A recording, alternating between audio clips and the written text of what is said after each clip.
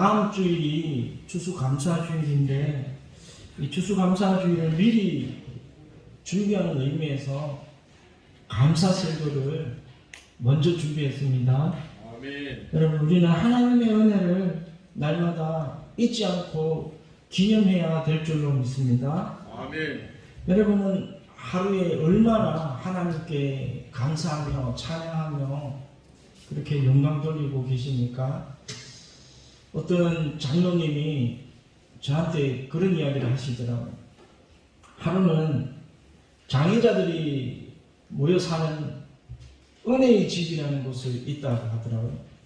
그게 이제 자원봉사를 한번 간 거예요, 장로님이. 갔는데 이 식사 또 목욕 이런 거를 봉사하면서 너무나 자기가 큰 감동을 받고 은혜를 받았다는 거예요. 뭡니까? 물어보니까 목사님, 내가 내 손으로 밥을 먹을 수 있는 게 얼마나 큰 은혜인지 모르겠다는 거예요. 내 스스로 화장실에 가서 앉아서 시원하게 볼일 볼 수 있는 게 얼마나 큰 은혜고 하나님이 주신 은혜인지를 깨달았다는 거예요. 가보니까 안 도와주면 못하는 분들이 너무 많은 거예요. 근데 본인은 그래도 장로님이시고 연세가 좀 있지만 그래도 혼자 다 할 수 있으니까 얼마나 감사하냐.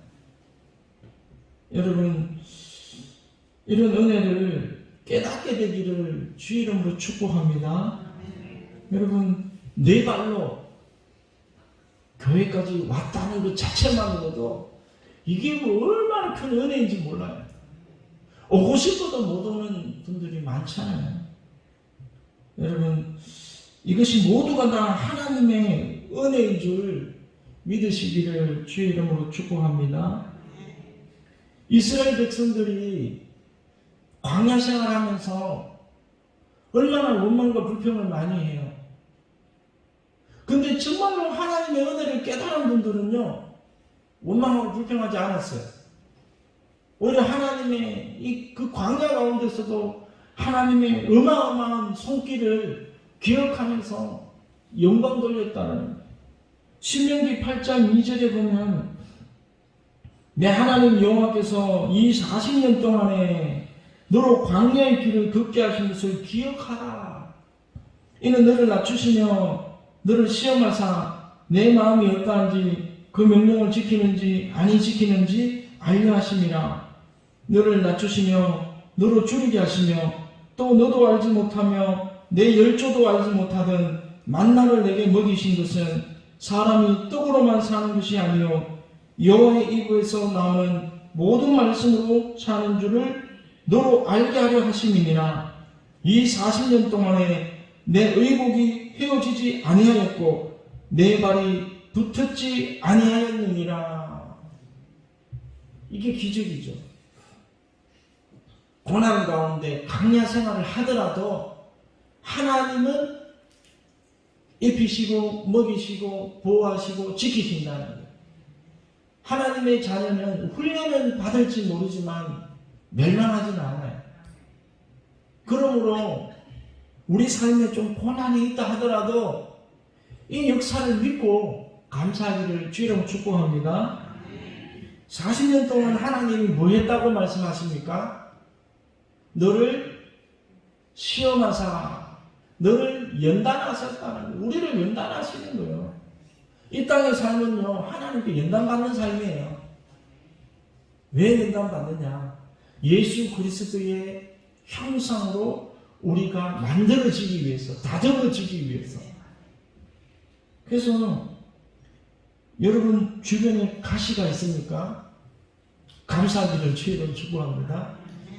이 가시가 있기 때문에 우리가 예수님께 기도하고 예수님을 닮아가는 거예요. 제가 금요 철야 기도회 때도 말씀을 드렸지만 고난 가운데 주의 윤례를 배우고 고난 가운데 주님의 십자가 희생을 우리가 깨닫게 되는 거예요. 하나님의 자녀들, 믿는 사람들에게는 우연이 있다고 말합니까? 없다고 말합니까? 모르시나? 성경을 안 읽으시네. 하나님의 자녀들은, 예수님을 믿는 사람들은요, 절대로 우연이 없어요. 아멘 하시기를 주로 축복합니다. 우연이 없다는, 우연이 뭐 일어나는 게 없다라니까요. 모든 게 다 하나님의 작정된 계획 안에서 이루어지는 거예요. 그렇게 믿어버리세요. 그래서 배우자를 주신 것도 하나님이 주셨어요. 왜 이런 배우자를 주셨냐? 원망하지 않기를 주여로 축복합니다. 왜 그러냐면 그 배우자를 통해서 내가 다듬어지는 거예요. 예수 그리스도의 형상으로 닮아가는 거예요. 그런 사람들 때문에 내가 오래 참기도 하고 자비를 베풀기도 하고 하나님의 형상을 닮아가는 거예요. 모든 것이 다 은혜다. 그래서 메마른 사막이나 불모지 가운데서도 우리가 찬양할 수 있는 이유는 하나님이 우리와 함께 하시기 때문에, 하나님이 우리를 빚어가고 계시기 때문에, 우리를 만들고 계신다니까요, 하나님이. 그래서 이 욥의 가장 위대한 고백이 뭡니까? 내가 단련 후에는 정금 같은 믿음으로 나오리라. 저는 그 고백을 수백 번, 수천 번 했던 것 같아요. 이 주의 종으로 소명받고 부르심 받고 난 다음에, 여러분 지금 볼 때 여러분 제가 고생 안 한 것 같죠? 저도 고생 엄청 했어요. 그럴 때 늘 하나님이 주신 말씀이 그거예요. 내가 단련 후에는, 하나님이 불같은 시험으로 담금질 할 때 꼭 참고 인내하다 보면 내가 뭐가 된다고요? 불순물이 싹 다 빠져나가고 정금 같은 믿음으로 거듭날 것이라. 그러므로 욥의 결말이 어떻게 됩니까? 갑절의 축복을 받았더라. 여러분, 연단이 끝나야 돼요. 연단이 없다. 하나님이 좀 덜 사랑하는지도 몰라요. 하나님이 사랑하는 자녀일수록 징계가 있다라고 히브리서에 나와 있잖아요. 그래서 고난도 감사할 수 있는 이유가, 깨닫게 되면, 하나님의 의미를 깨닫게 되면, 이러한 사건을 통해서 나를 어떠한 존재로 만들고자 하는 그 의미를 깨닫고 나면 모든 게 할렐루야예요. 모든 게 할렐루야예요.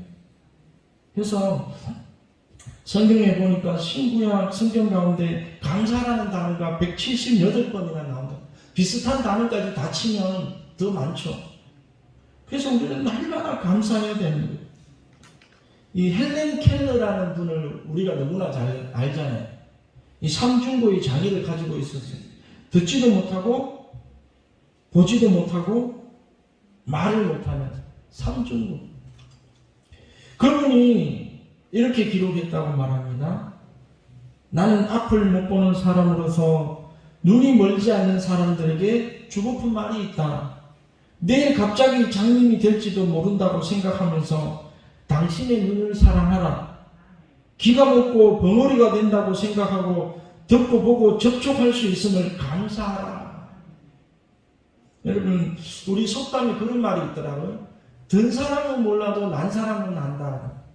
들어오는 사람은 귀한 줄 잘 몰라요. 근데 누군가 한번 나가보면 그런 사람이 있었네. 그 사람이 우리 교회에 참 많은 일을 했구나 깨닫게 된다는 거예요.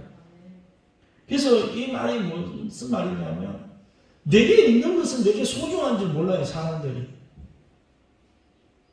여러분, 지금 여러분이 가지고 계신 것의 소중함을 느껴야 된다는 거예요. 근데 잃어버리고 나면 어떻게 될까요? 아이고, 이게 그렇게 중요했네. 여러분, 새끼손가락 하나가 아무것도 아닌 것 같은데 한번 없어져 보세요. 이게 얼마나 불편한지 몰라요. 지금 배우자가 있음에 감사하기를 주의를 축복합니다. 없어져 본 분들 분들은 알아요. 정말 건강, 물질, 지금 있을 때 하나님 앞에 감사하는 거예요. 부모가 있는 것이 얼마나 중요할까요? 얼마나 소중한지 몰라요. 있을 때는 뭐 저런 아버지가 있냐, 저런 엄마가 있냐 그러지만 한번 일어져 보세요. 저도 제 어머님이 70세에 소천하셨거든요. 그러니까 제가 거의 다 커서 저희 애기들이 다 낳고 어머니를 잃었는데도 그래도 한 번씩 생각날 때가 있어요. 아, 엄마가 이렇게 소중했구나. 우리 어머니가 안 계시니까 우리 집안이 쑥대밭이 되어버리네. 그런 느낌 많이 들어요. 예전에는 사촌들, 오촌들 모이기도 자주 모였는데 우리 어머님이 돌아가시고 나니까 그 모임들이 하나도 없어져 버립니다. 야, 우리 어머님이 참 살아 계실 때는 못 배우고 무식하고 그런 줄 알았더니 그게 아니었네. 그걸 나중에서 깨닫는 거예요. 여러분, 있을 때 감사하기를 주님의 이름으로 축복합니다. 오늘 시편 말씀에 보면 1절에 내 영혼아 여호와를 송축하라. 내 속에 있는 것들아 다 그의 거룩한 이름을 송축하라. 다윗은 자기의 영혼에게 명령하고 있어요. 자기 영혼에게 하나님을 송축하라. 하나님을 찬양하라. 여러분들도 여러분 영혼에게 그렇게 명령하시기를 주의로 축복합니다. 왜 찬양하지 않습니까? 왜 감사하지 않습니까? 우리는 타락했기 때문에 그래요. 죄를 지음으로 말미암아 우리가 타락했기 때문에 하나님의 영광을 잃어버렸어요. 하나님의 은혜를 잃어버렸다는 거예요. 그러므로 우리는 찬양하기를 좋아하지 않아요. 여러분, 이러한 우리의 영혼에게 각성시켜야 돼요. 잠자고 있는 여러분의 영혼을 각성시키기를 주의로 축복합니다. 명령을 하세요. 명령. 오늘 다윗처럼 내 영혼아 여호와를 송축하라. 내 속에 있는 모든 것들아 다 그의 거룩한 이름을 송축하라. 데살로니가전서 5장 18절에 뭐라고 말합니까? 범사에 감사하라. 이는 그리스도 예수 안에서 너희를 향하신 하나님의 뜻입니다. 하나님의 뜻은 우리가 항상 기뻐하고 쉬지 말고 기도하고 범사에 감사하는 거라. 성경에 하나님의 뜻이 불편한 것이다라고 말하는 기록이 없어요. 그런데 우리는 하나님의 뜻대로 행한다고 하면서도 하나님의 뜻대로 사는 사람이 잘 없어요. 입만 열었다 하면 원망, 불평, 남을 비판하고 정죄하고. 여러분, 우리가 어떠한 처지와 어떠한 환경에서도 우리가 감사할 수 있는 이유가 있잖아요. 그것은 이것 한 가지만으로도 영원히 감사할 수 있어요. 죄와 허물로 지옥으로 가서 멸망당한 우리들을 예수 그리스도께서 우리를 구원하여 주셨다라는, 우리의 영혼을 건져주셨다는 이 오직 한 가지 진리만으로도 저와 여러분이 기뻐할 수 있고 감사할 수 있을 줄 믿습니다. 여러분, 범사에 감사할 때 감사거리가 더 생긴다 그러더라고요. 감사하면 감사할 일들이 더 많이 생기는 거예요. 그리고 일이 안 될 때 감사하면 일이 풀리기 시작한다는 거예요. 이 요나가 하나님께 불순종하고 어디에 들어갔어요?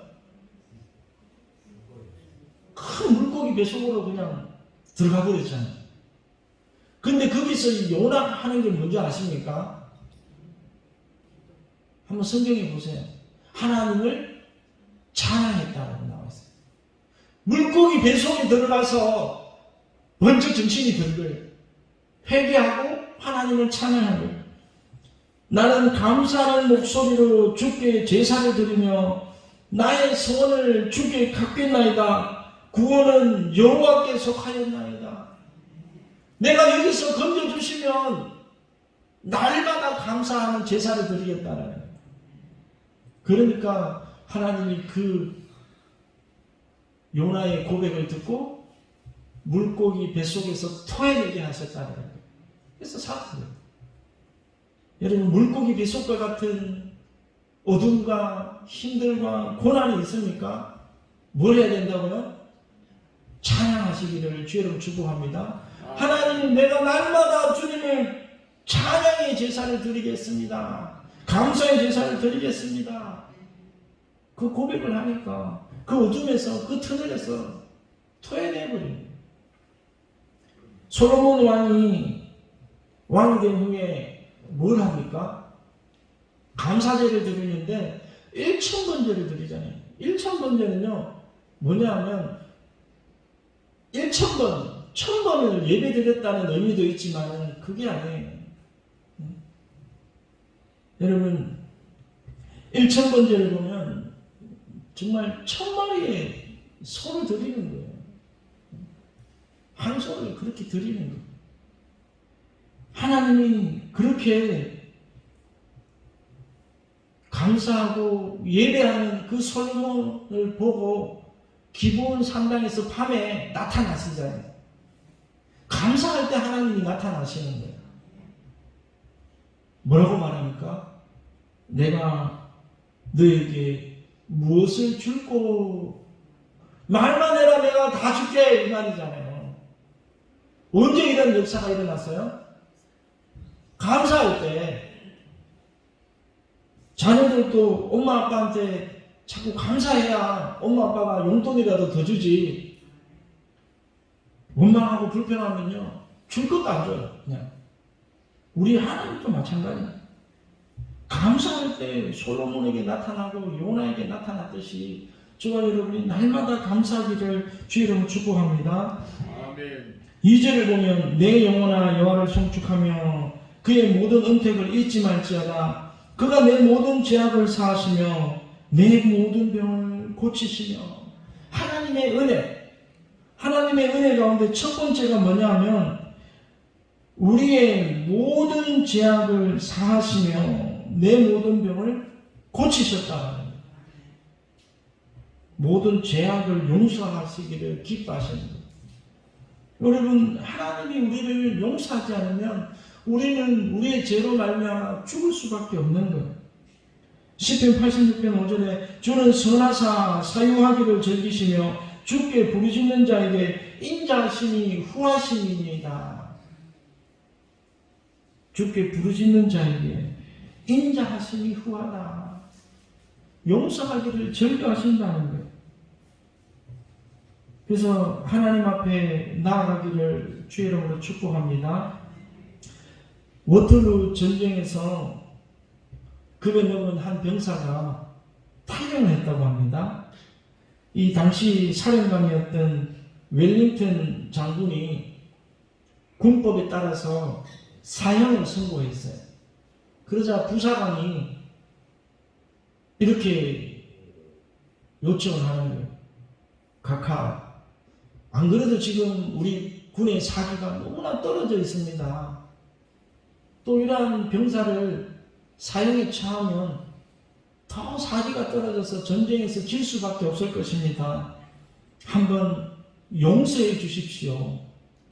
용서해 주시면 아마 병사들이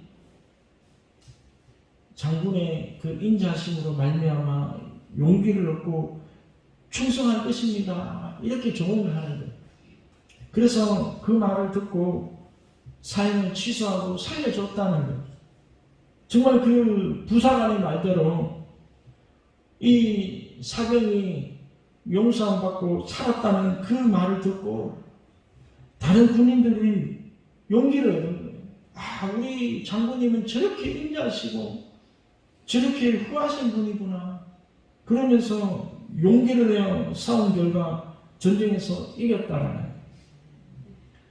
하나님은 우리를 용서하시는 거예요. 저와 여러분들도 이 하나님의 용서를 본받게 되기를 주의 이름으로 축복합니다.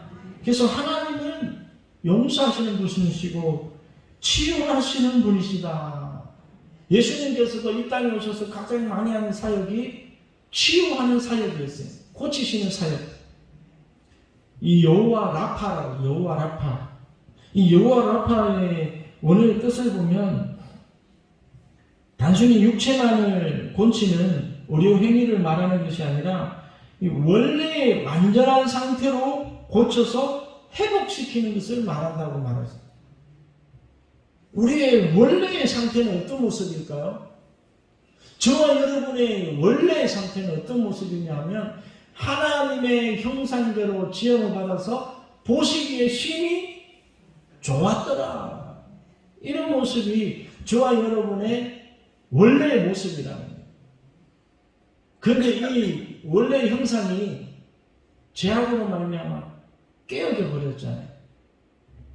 그래서 우리는 영원히 병에도 안 걸리고 영원히 살아가는 존재였는데 우리의 죄악으로 말미암아 정말 저주가 들어오고 멸망이 들어온 거예요. 그런데 이 여호와 라파라는 것은 이 원래의 상태로 우리를 회복시켜 주신다는 거예요. 그래서 그 고린도전 후서 5장에 보면 우리의 장막이 이 땅에서 무너지면 하나님은 우리 손으로 짓지 않는 새로운 장막을 주시겠다고요.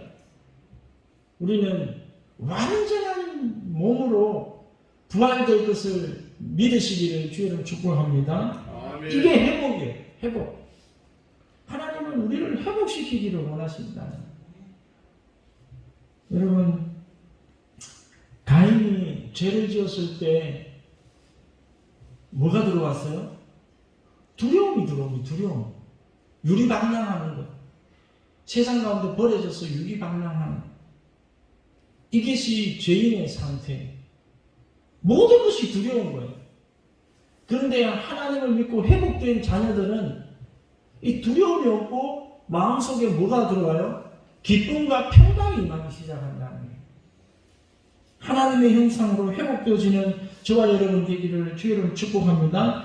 이 회복은 어디에서 이루어지느냐? 세상 의사들이 못 고치고 우리의 영혼의 병은 교회에서 하나님 말씀으로 치유될 수가 있다는 거예요. 1998년 이 미국 듀크 대학 병원의 헤럴드 박사와 데이비드 라슨 두 의사가 실험하고 연구한 결과에 따르면 매주일 교회에 나가는 사람들은 병원에 입원하는 확률이 적다라는 거예요. 병원에 입원하더라도 입원 기간이 짧다라고 이렇게 실험을 했다라는 거예요. 그래서 매주일 교회에 나와 예배드리는 사람들은 그렇지 않은 사람보다 평균 수명이 몇 년 더 많을까요? 7년이나 더 많아졌다라는 통계가 있다라는 거예요. 여러분, 교회 열심히 나와서 하나님을 찬양하고 하나님 말씀대로 살다 보면 회복이 되어지기 시작하는 거예요. 스트레스는 떠나가고 염려, 근심, 불안은 떠나가고 하나님이 나와 함께 하시고 나를 지켜주신다는 그 당대한 믿음으로 그렇게 살아갈 수 있는 거예요. 그래서 듀크 대학에서 그 다음에 또 발표를 했는데 4,000명을 대상으로 조사한 바에 의하면 예배에 참석하여 찬송과 기도를 드리고 말씀을 듣는 것이 우울증을 줄이는 데 효과가 있다. 고혈압을 줄이는 데도 효과가 있다라고 이렇게 말하고 있어요. 여러분, 교회 열심히 나오세요. 그리고 특별히 중직자들에게 부탁합니다. 교회에서 큰 소리 내지 마세요. 저는 앞으로는 그런 기도를 할게요. 하나님 앞에. 정말 내년 표를 제가 기도하는 가운데 합평케 하는 자가 되자. 그런 표를 쓰려고 해요. 합평케 하는 사람, 합평케 하는 교회. 합평케 하는 자는 복이 있나니 그가 하나님의 아들이라 일컬음을 받을 것이라. 하나님의 자녀는 합평케 하는 사람이라는 거예요. 깨어지고 나눠지고 당짓고 분쟁하고 그것은 하나님의 자녀가 아니에요. 마귀의 자녀지. 그래서 이 어떻게 하든지 우리 용해동 교회는 하나님의 나라, 하나님의 자녀들의 교회. 그래서 이 교회에 들어오면 기쁨이 충만하고 평안이 충만하고 아멘. 아무도 안 하시네. 날마다 싸우고 막 다투는 그런 교회 만들 거예요? 아니잖아요. 화목한 교회를 만들어요. 그래서 누구라도 들어오면 막 엔돌핀이 솟아나가지고 젊어지고 기뻐지고. 제가 그랬잖아요. 교회 다니는데 권사님들, 연세 드신 분들이요, 적어도 세상을 믿지 않는 사람보다는 10년은 더 젊어 보여야 된다니까요. 근데 교회 다니는데 안 믿는 사람보다 더 넓게 보인다면 그게 말이 안 되잖아요. 이게 잘못 믿은 거예요. 진짜 잘못 믿은 거예요. 교회 와서 하나님이 주신 은혜를 받고 찬양하고 기쁨의 영광 돌리는데 어찌 우리가 안 건강하고 안 기쁠 수가 있어요. 그래서 하나님은 우리를 치유하기를 원하신다. 어디에서? 교회에서 영적인 질병들을 치유받기를 주의로 축복합니다. 그 다음에 보면 4절에 내 생명을 파멸해서 속량하시고 인자와 긍휼로 간을 씌우시고. 저는 이 구절이 가장 마음에 감동받는 구절이에요. 하나님은 인자하신 분이다. 한번 옆에 성도님에게 이렇게 한번 고백하시기를 바랍니다. 하나님은 인자한 분이십니다. 하나님은 인자하신 분이십니다. 인자라는 말은 헤세드라는 말인데 사랑이라는 뜻이에요. 사랑. 하나님은 사랑 충만하신 분이에요. 제가 만난 하나님은 꾸짖는 하나님이 아니었어요. 하나님이 그 못난 나를 품어주시고 안아주시고 기뻐하시는 그 하나님. 제가 언제 한번 제 간증을 한번 하고 싶어요. 아직까지 제 신앙 스토리 간증을 안 한 거죠, 우리 교회에서는.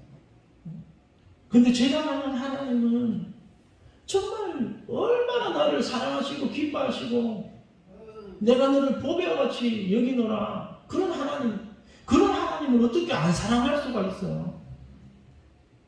하나님의 인자와 긍휼로 내게 간을 씌워주셨다. 이 말은 나를 그토록 사랑의 끈으로 묶어주시고 나를 사랑해 주셨다는 말이잖아요. 새벽 기도에 시편을 나눴는데 시편 44편 26절에 이런 내용이 나옵니다. 일어나 우리를 도우소서. 주의 인자하심으로 말미암아 우리를 구원하소서.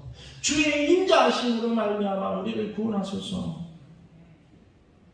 우리를 죄에서 구원하시는 것은 오직 하나님의 풍성하신 긍휼의 마음, 인자하심 때문이라는 거예요. 시인은 이렇게 고백하지 않았어요. 우리들의 노력이나 우리들의 행위, 우리들의 공로로 말미암아 우리를 구원해 주십시오. 내가 이렇게 하나님께 많이 했습니다. 하나님께 이렇게 많이 충성했습니다. 그러니까 나는 구원받을 만한 자격이 되지 않습니까? 나를 구원해 주십시오. 이렇게 말하지 않았다. 나는 벌레요. 나는 죄인입니다. 하나님 앞에 내세울 것이 하나도 없습니다.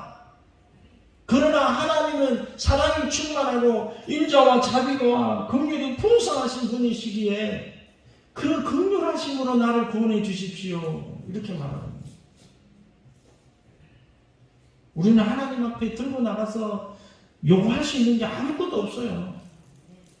디도서 3장 5절에도 보면 우리를 구원하시되 우리가 행한 바 의로운 행위로 말미암지 아니하고 오직 그의 긍휼하심을 따라 중생의 시선과 성령의 새롭게 하심으로 하셨나니. 오직 하나님의 은혜로 우리는 구원받은 거예요. 그 긍휼 때문에, 그 은혜 때문에 우리는 살아가는 거예요. 예전에 영국의 빅토리아 여왕의 아버지 켄트 공작이라는 분이 독실한 크리스찬이라고 합니다. 이 공작님이 임종시에 의사가 공작을 위로하기 위해서 이 공작의 위대한 정치적인 업적을 열거하면서 공작님은 이렇게 훌륭한 일을 많이 하셨기 때문에 돌아가셔도 사후에 하나님이 그렇게 축복하실 것입니다. 이렇게 막 아부를 하는 거예요. 근데 이 공작은 뭐라고 말했냐면 내가 구원을 얻은 것은 공작이기 때문이 아니라 죄인이기 때문이요. 이렇게 고백했다는 거예요. 내가 목사이기 때문에, 장로이기 때문에, 내가 교회에 많은 헌금을 드리고 봉사를 많이 했기 때문에 구원받은 것이 아니라 내가 죄인이기 때문에 구원받았다. 우린 다 죄인이잖아요. 주여. 우리가 구원받을 수 있는 유일한 길은 하나님, 저는 구제불능입니다. 저는 죄인입니다. 하나님 불쌍히 여겨주시옵소서. 하나님의 긍휼에 의지하는 수밖에 없어요. 이것이 구원의 원리예요. 구원의 원리. 내가 잘났다, 내가 뭔가 구원받을 만한 행위를 했다라고 자부하는 사람들은요, 절대로 구원 얻을 수가 없어요. 하나님의 구원의 원리가 아니기 때문에. 오늘 많은 사람들이 행위로 구원받으려고 해요. 행위로. 그래서 인도 같은 데 가보면 그 더운 아스팔트 위에 막 유리 조각 막 깔아놓고 거기 막 뒹군데 자기를 그렇게 가학적으로 하면, 고통을 가하면 구원받는 줄 알고, 어떤 사람들은 일평생 벙어리로 살겠다고, 말로 하는 죄를 짓지 않겠다고 그렇게 막 안 하는 사람도 있다. 그런 아무리 고행과 선행을 아무리 많이 해도 구원과는 아무런 조건이 없어요. 우리가 구원받는 것은 나는 죄인입니다, 주님 구원하여 주시옵소서, 믿는 것밖에 없는 줄 믿으시기를 주의 이름으로 축복합니다. 아멘. 너희가 그 은혜로 인하여 믿음으로 말미암아 구원을 얻었나니 이것이 너희에게서 난 것이 아니요 하나님의 선물이라. 행위에서 난 것이 아니니 누구든지 자랑하지 못하게 하려 함이니라. 교회에서 누구도 자랑할 사람이 없어요. 누가 자랑합니까? 우리가 자랑할 수 있는 것은 나는 죄인이고 하나님은 은혜와 사랑이 풍성한 분이시기 때문에 나를 사랑해 주신다는 게 그것밖에 없어요. 여러분 꼭 기억하시기를 주의 이름으로 축복합니다. 그래서 인자와 긍휼로 간을 씌우셨다. 얼마나 감사해요. 나같이 못난 사람도 하나님이 사랑해 주셔서 이렇게 구원해 주셨잖아요. 그것을 우리는 잊지 않고 기억하고 고백하며 감사하기를 주의 이름으로 축복합니다. 마지막으로 5절에 보면 좋은 것으로 내 소원을 만족하게 하사 내 청춘을 독수리같이 새롭게 하시는도다. 하나님을 전적으로 믿고 의지하는 사람은요, 하나님이 그 사람의 소원을 만족하게 해주신다는 거예요. 만족하게 해주신다. 여러분 소원을 이루셨습니까? 하나님을 전적으로 한번 믿어보면 내가 할 수 없는 정말 상상도 못한 방법으로 하나님은 우리를 만족하게 해주신다는 거예요. 세상에는 참 욕구불만인 사람들이 많죠. 괜히 지나가는 강아지를 발로 걷어차고 아무도 상관이 없는 사람을 그냥 지나가다가 그냥 폭행해가지고 칼로 찔러 죽이는 사람도 있잖아요. 왜 그럴까요? 욕구불만이 욕구 안에서만 불만이 가득 차 있는 거예요. 이 세상을 향한 그런 불만.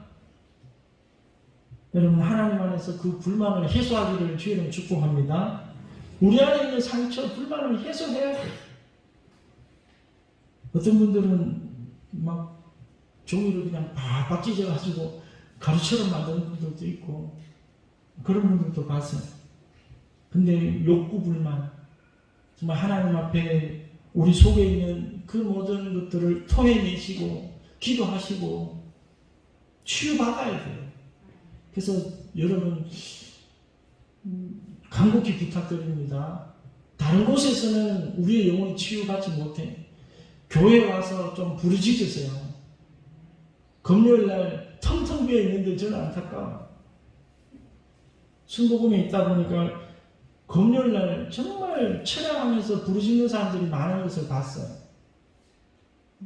그러니까 열정이 살아나는 거예요. 기쁨이 솟아나는 거예요. 기도하지 않고 우리 영혼이 치유받는다는 것을 본 적이 없어요. 기도하고 말씀 가운데 우리 영이 거룩하여지고 깨끗하여지고 치유함 받는 거예요. 여러분 세상 가운데 TV를 아무리 많이 봐도 영혼이 고침받았다라는 것은 들어본 적이 없어요.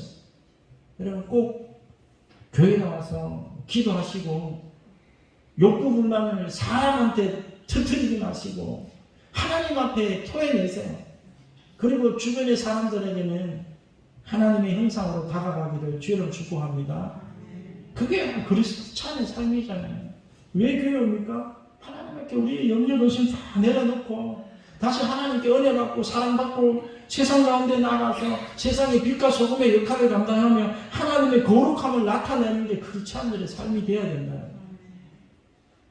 근데 예배에서부터 주일날부터 은혜 못 받으니까 일주일 내내 막 정말 아무 죄도 없는 자식에게 배우자에게 그 욕구 불만을 다 표출하고 그 환경이 지옥으로 변하잖아요. 여러분 간곡히 부탁드립니다. 교회에서 은혜 받아요.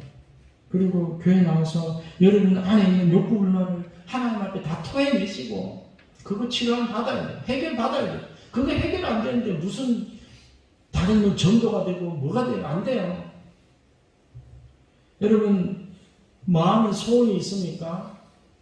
하나님께 편지를 한번 써보시기를 주의로 축복합니다.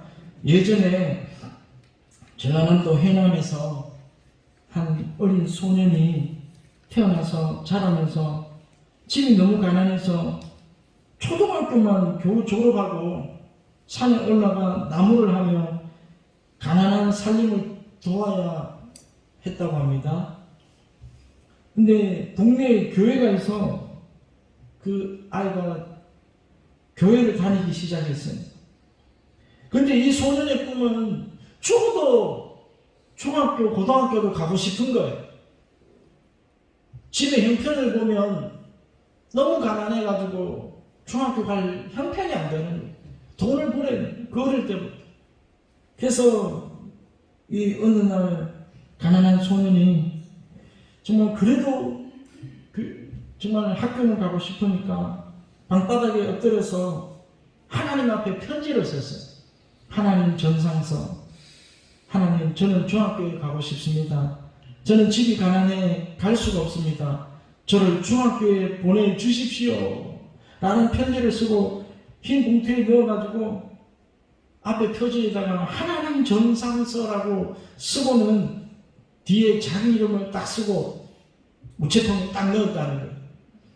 우체부가 이 편지를 딱 받고 이 우체부도 참 사명감이 투철한 사람이에요. 주소도 없는데 수신인이 누구예요? 하나님 전상서예요. 하나님 전상서. 그래서 이 우체부가 야 그러면 하나님하고 가장 가까운 사람은 누굴까? 가만히 생각해보니까 교회 목사님이 가장 가깝겠더라는 거예요. 그래서 그 교회 그 동네에 있는 그 교회 목사님에게 이 편지를 갖다 준 거예요. 행남읍 교회 이준묵 목사님이라고. 이 목사님이 이 가난한 소녀의 편지를 읽고 감동이 된 거예요. 그래 내가 저 아이를 공부시켜야겠다. 그래서 그 소년을 불러서 교회에서 운영하는 고아원에서 먹고 자게 하고 중학교를 보내줬다는 거예요.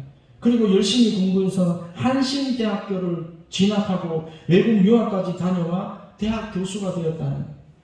그가 한신대학교 총장이었던 오명석 박사님이라는 거예요. 아 저도 한 번씩 안 되면 편지를 써서 강대상에 한번 올려놔봐야 돼요. 어떤 그런 분들도 있대요. 목사님이 강대상 위에 편지를 써서 딱 올려놨는데 그때 마침 청소하던 권사님이 그 편지를 딱 보고는 목사님이 필요했던 그 양복을 사줬다는 그런 일화도 있더라고요. 어쨌든 하나님 앞에 소원의 기도를 아뢰면 하나님은 어떤 방법을 통해서 들어주실 수 있다는 하나님은 우리의 소원을 들어주시는 분이 믿음으로 간구하게 되기를 주여로 축복합니다. 그래서 오늘 시편 말씀을 통해서 우리가 어떤 것을 감사해야 될까? 모든 은택을 잊지 말지어다. 우리를 구원해 주신 하나님의 그 은혜, 우리를 질병에서 고쳐주신, 회복시켜 주신 그 은혜, 우리를 인자와 긍휼로 감을 씌우셔서 지금도 우리를 사랑하시고 보호하시는 그 하나님, 오늘 새벽에 너희는 가만히 있어 내가 하나님 됨을 알지어다 여호와는 나의 힘이시요 나의 방패시요 나의 큰 도움이시다. 이렇게 고백하고 있어요. 그 하나님이 저와 여러분의 하나님이신 줄 믿습니다. 여러분 교회 와서 심령의 갈급함들, 내 안에 있는 욕구 불만들 정말 하나님 앞에 하나하나 다 토해내시고 그 하나님께 취함 받으시고 이제 우리가 예수 그리스도의 형상으로 거듭나서 세상을 밝히는 그러한 빛과 같은 존재가 다 되기를 주님의 이름으로 축복합니다.